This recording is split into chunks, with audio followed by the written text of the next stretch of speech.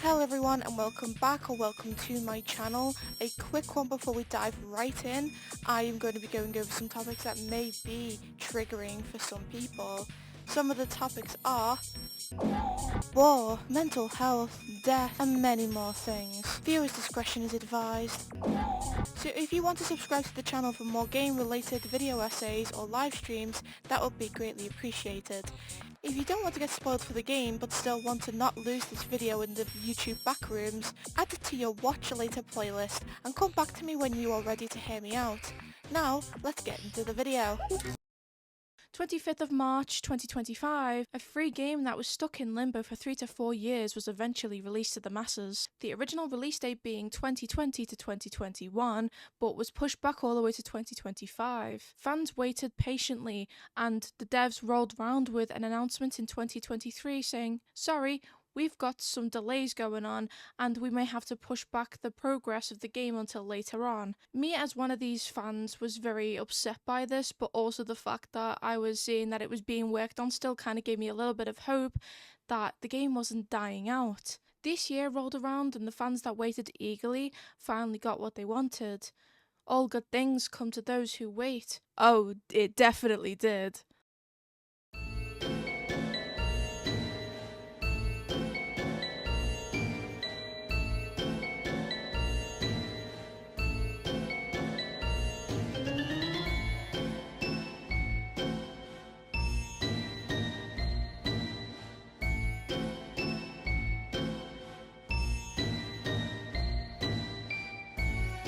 Before this video starts, I'd like to say thank you so much for 400 subscribers. I am happy to announce that with these 400 subscribers, we have now 100 more subscribers to go to hit the milestone of 500. Well, you're probably saying, well, what does that actually mean? Well, it means that I actually become monetized on YouTube and I start actually gaining money from the creations I make and from all the love and support you guys give me. If I reach this milestone, I will do something really special. I just don't know what it will be just yet, but I'm taking any suggestions. And yet again, thank you so much for all the love and support. I really appreciate you guys, and let's get on with the video. If you're an OG channel member of mine, you will know how this goes, but if you're brand new, welcome. We lay this out in sections, and all of the sections are in the description down below for you to look at the timestamps and just navigate around yourself. Please don't take what I'm going to say in this video as full fact, because it is not. I will be going over all the connections between the games and the YouTube videos, and also tying in my own theory along the way. So if you are into stuff like that, leave a like.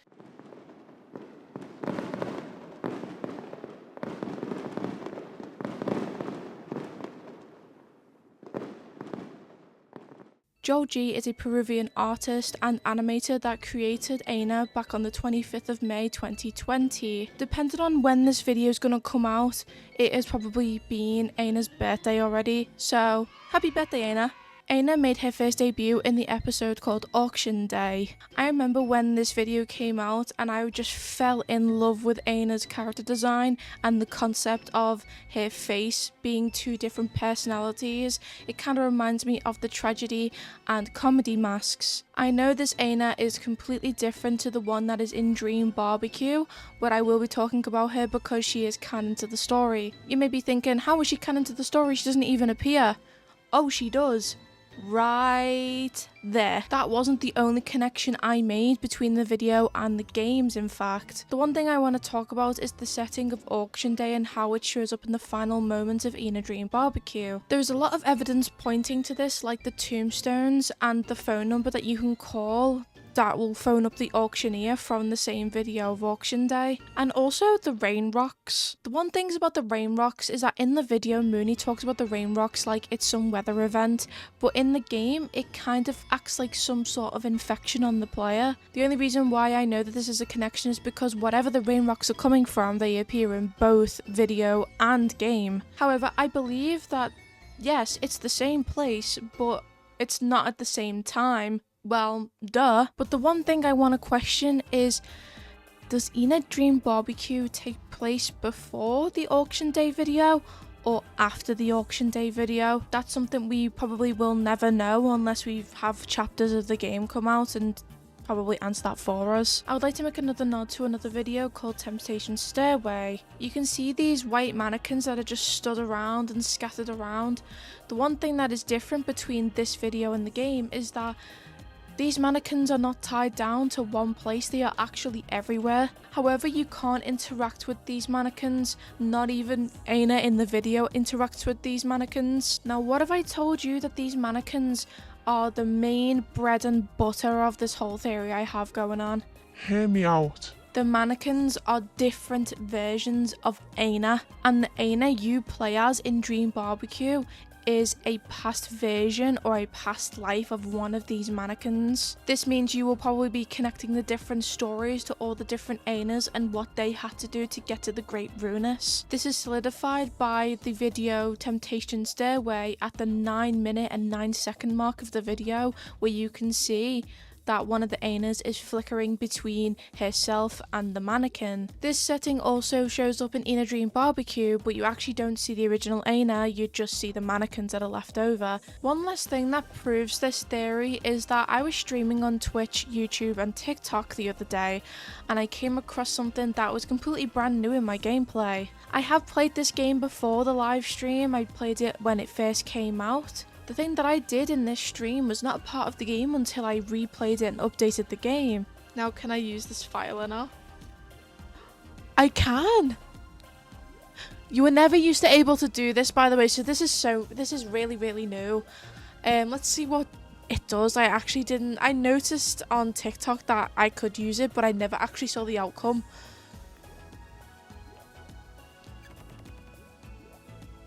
What's this? Use this device.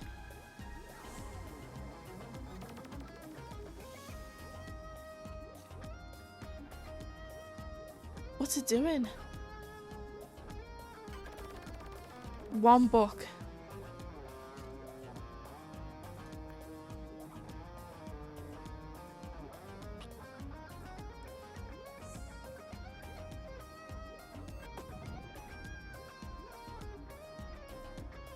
What did it do? Huh.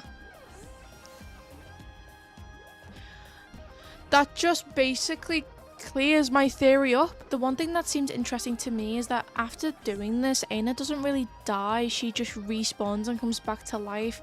But the mannequin that is lay on the ground was her at some point, because it wasn't there before. My conclusion on the mannequins is that the mannequins are past versions of ENA.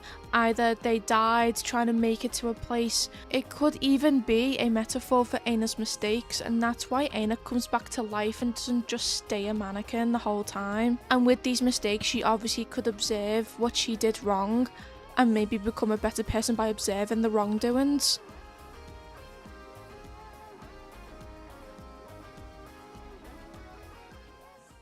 Now, take into account all of the trigger warnings I said at the start of the video.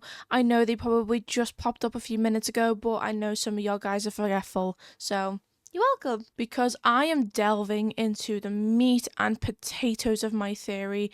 So if you don't like anything that I mentioned earlier, which is war, mental health, and possibly death, please click off the video for your own safety, or even then you could probably just listen to me in the background like I mentioned in a previous video. If I end up making any mistake about the things I will be talking about, because this is history related about a country I've never visited or not born into, please call me out on my uneducation. For now, I will be talking about the game version of ENA and not the video version.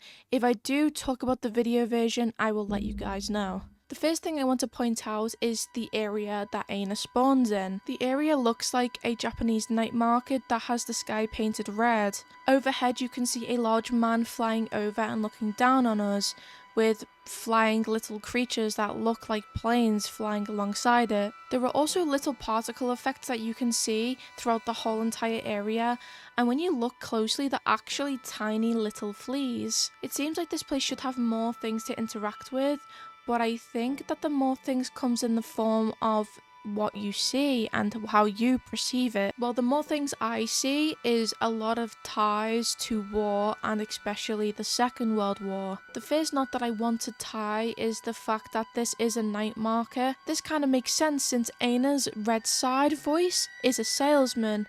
Let me ask you, what if I offer you something that could change your life forever? What do you see at markets? Salespeople. In World War II in Japan around August time, there is a thing called Nagasaki Night Market. This would be hosted every August for 400 plus years. Another thing that also happened in August was the Nagasaki bombings. To tighten the knot, let's throw the really huge man in the sky into the mix. Now this could be a huge reach coming from me, but looking at this from a World War II standpoint, the guy in the sky is a big reference to the bomb's name that was dropped on Nagasaki, which was called the Fat Man. With this information and also the added plane creatures, you can kind of see where I got the connection from. The last thing I want to point out in this area is something about the fleas, but also the fact that there is one lone flea that you can interact with. This could just be a play on words of the word flea market, since it's fleas and they're in a market. But after interacting with the lone flea that is on one of the rooftops of the market, it says something like this: the flea is staring at your throat with such a worried look. Perhaps it's time to drink some water.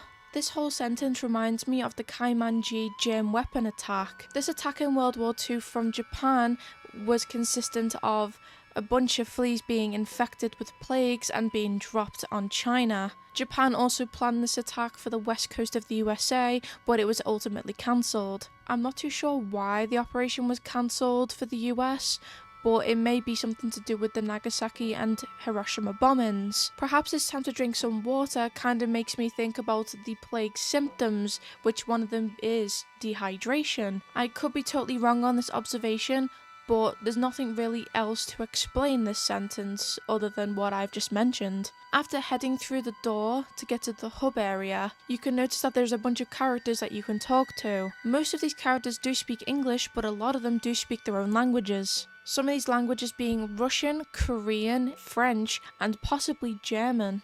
The only reason why I say possibly German is because Dracula kinda doesn't speak German, he just has a German accent, or it could just be Germanic, since he pronounces his W's as V's. During World War II, Japanese soldiers were ordered to learn these kinds of languages so they can hear back from their allies or hear back about information about the war. With ENA knowing these languages and being able to respond accordingly kind of makes me think that ENA was inspired by a Japanese soldier. Talking about languages and talking, some of the NPCs that speak to ENA are kind of mean to her without any explanation. They say things like, "Ah, ENA, unpopular everywhere, aren't you?"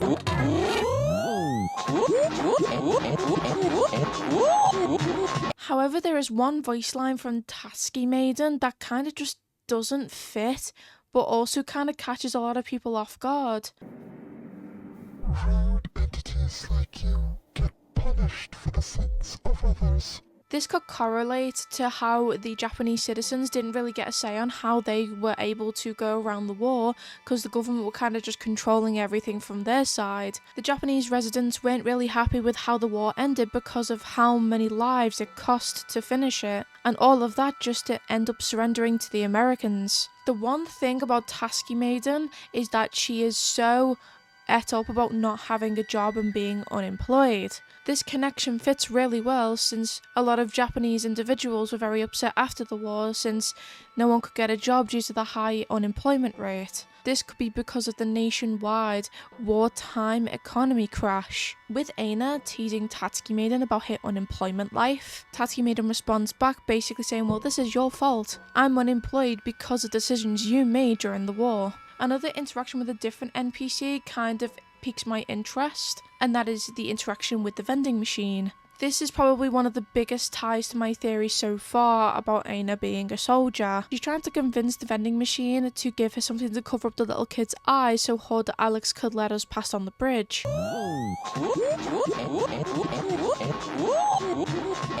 Guys, wait! I'm not doing what you say I'm doing! I'm not doing anything! I'm not doing anything at all! The rejection that ENA gets from the vending machine and how she reacts afterwards is really interesting, since she mentions that she's not saying what she thinks everyone else is saying that she's doing, and this is very in line to a lot of soldiers in Japan that just did not take part in the war and were shunned for it. A lot of the time this would happen to the kamikaze pilots who would return alive. Some pilots were treated as if they failed their country since they didn't die for it. Maybe ENA had to be in a situation where she had to right her wrongs at some point because she didn't take part in a certain part of the war. After completing a lot of the missions that you do in ENA Dream BBQ, ENA eventually gets treated a bit more nicely by the citizens. The shaman that ENA meets in the seal house, she gets told to get a life by the shaman. A lot of people saw that as a personal dig to ENA, but I saw it as more of a, hey, you kind of lost your life during the war, but you're still alive.